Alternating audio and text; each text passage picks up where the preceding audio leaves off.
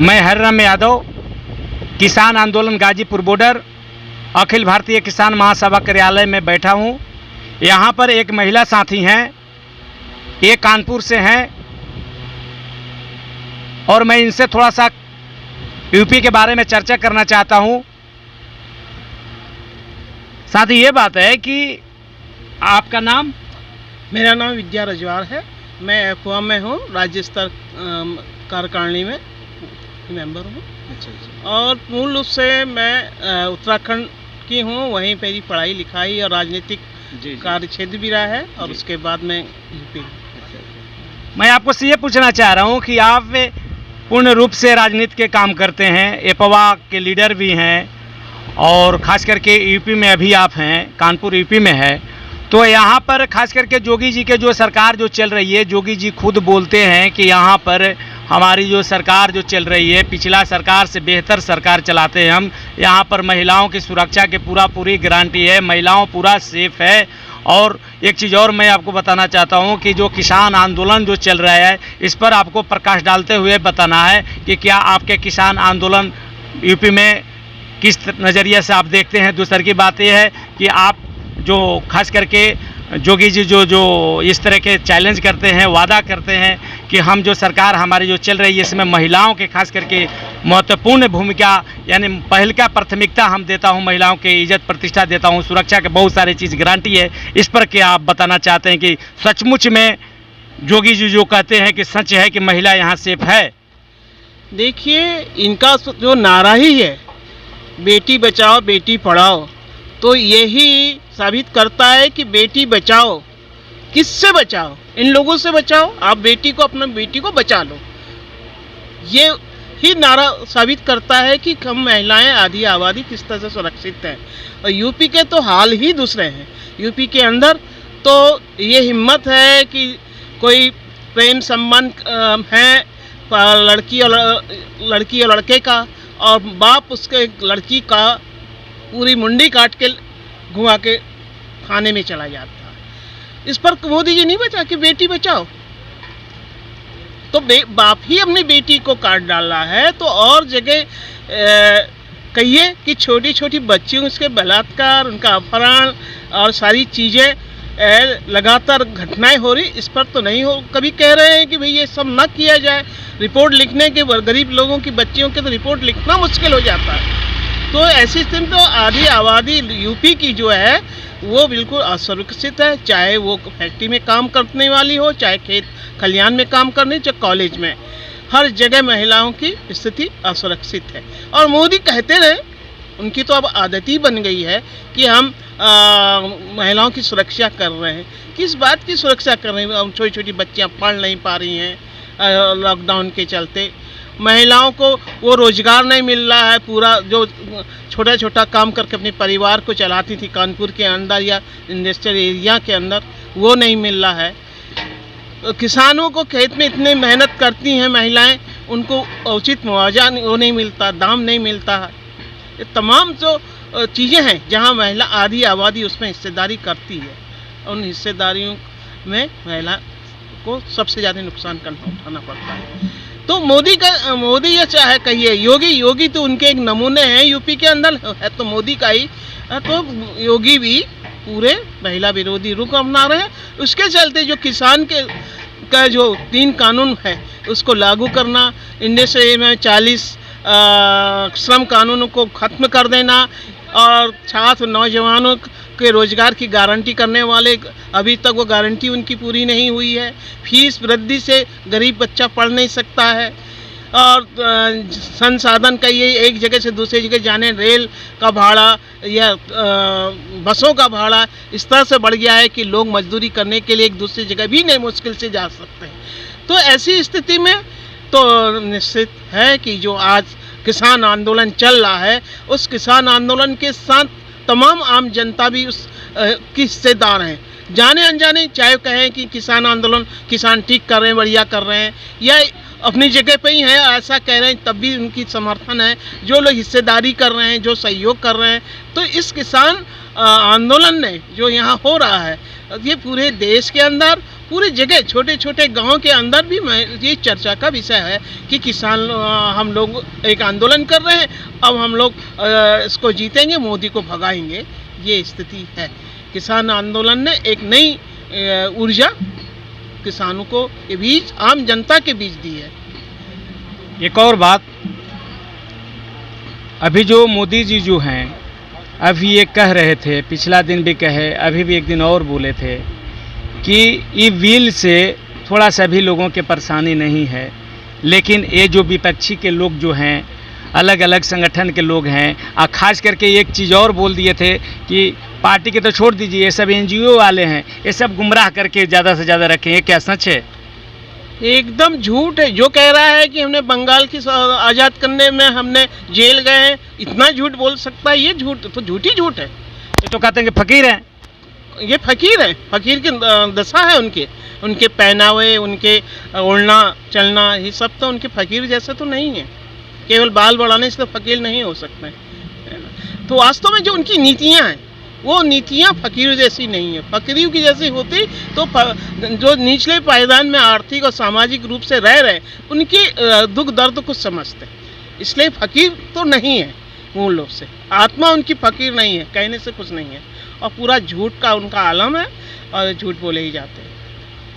एक और हमारे पास में एक किसान बैठे हुए हैं और इनको लगातार मैं देखता हूँ, यहाँ पर आते जाते रहते हैं, और मंच पर भी देखा हूँ कि कितने बार इसने एक अपने कविता के माध्यम से किसान आंदोलन का समर्थन करते हैं, और ये बताते भी हैं कि कहने के मतलब कि किसान के कविता के माध्यम से कि किसान के पक्ष में आप लोग हैं। तो अभी किसान ये जो हैं वो एक कविता अपना बताएंगे आपके बीच में, ये सुनिएगा इनकी कविता। आपका नाम? मेरा नाम सुरेंद्र पाल सिंह, मैं जिला बुलंदशहर के शिकारपुर विधानसभा क्षेत्र में हुतला गांव का निवासी हूं। करीब 4 महीने से ज़्यादा मुझे यहाँ आंदोलन बराबर बने हुए हो गए। 50-51 कविता मैं अपने किसान आंदोलन के लिए लिख चुका हूँ, और मेरा मकसद सिर्फ एक ही है कि किस तरह से मैं अपने किसान भाइयों को इस आंदोलन के प्रति जागरूक करूं और वो आंदोलन से जुड़ें। और इस जो देश में जो अहंकारी सरकार चल रही है, जिसने सारे देश को बेच दिया और आज इस शासन में कोई भी सुरक्षित नहीं है, उसके खिलाफ मैंने हमेशा लिखता रहूँगा। मेरा प्रण है, जब तक ये सरकार नहीं जाएगी मैं लिखता ही रहूँगा। मुझे किसी चीज़ की परवाह नहीं, मैं किसी से नहीं डरता। और उसी में मैंने कुछ लाइनें लिखी हैं। और हम बिल्कुल भी नहीं डरेंगे, हम बिल्कुल भी नहीं डरेंगे इनके अत्याचारों से। खेतों से हमारे दूर रहें, खेतों से हमारे दूर रहें, कह दो देश के ठेकेदारों से। हम बिल्कुल भी नहीं डरेंगे इनके अत्याचारों से।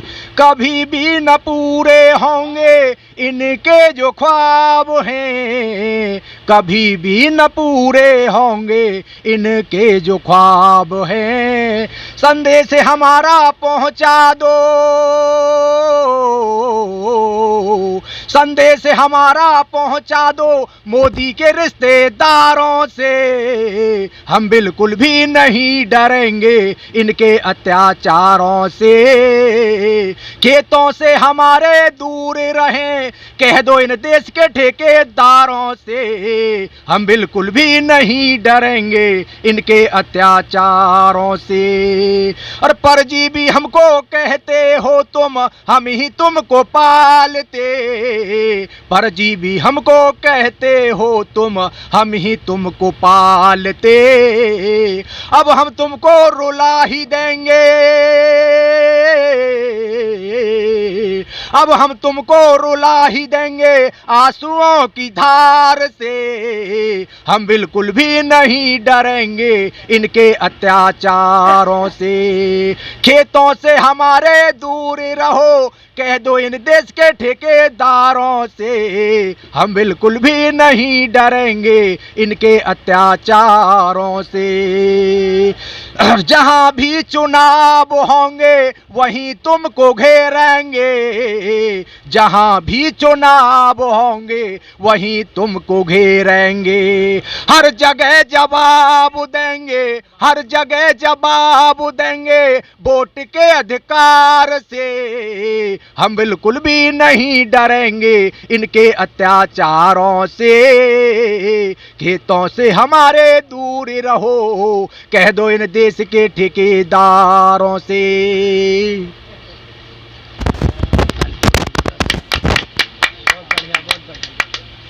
अच्छा, एक और बताएंगे आपके बीच में, ये जो कविता जो कह रहे हैं, ये अपने कविता के माध्यम से पूरे यानी देश को, नौजवान को, किसान को, छात्र को, ये अपने कविता से बताना चाहते हैं कि हम लोग को एक होना है और हम जमीन को नहीं लूटने देंगे। एक और कविता आपके बीच में रख रहे हैं, आप लोग देखिए ध्यान से।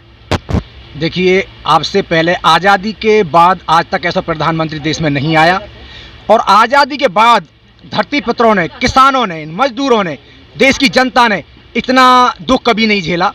चाहे कोरोना को लेकर हो, चाहे कृषि बिलों को लेकर हो, चाहे महंगाई को लेकर हो, हर क्षेत्र में देश की जनता त्राही त्राही कर रही है। और ये बिल्कुल अहंकारी सरकार अपने रुख से अभी भी पीछे मुड़ने को तैयार नहीं है। उसी के ऊपर मैंने लिखा है, अरे मोदी तेरे राज में, अरे मोदी तेरे राज में कोई कदर नहीं रहे इंसानों की।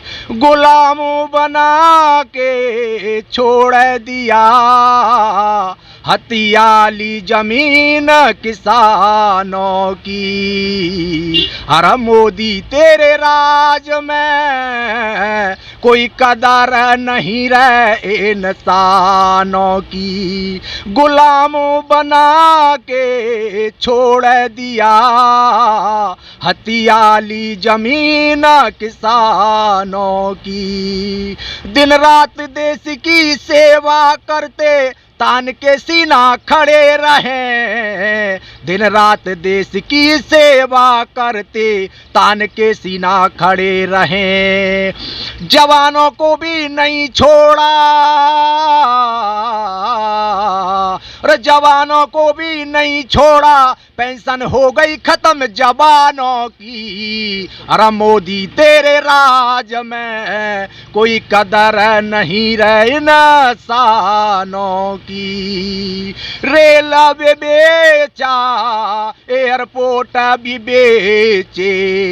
रेल भी बेचा, एयरपोर्ट भी बेचे। BPCL मुफ्त में लुटा दिया।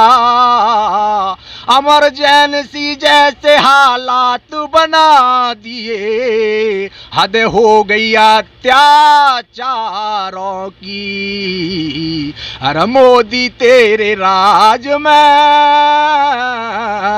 कोई कदर नहीं रहे इंसानों की। गुलामों बना के छोड़ दिया हथियाली जमीन किसानों की।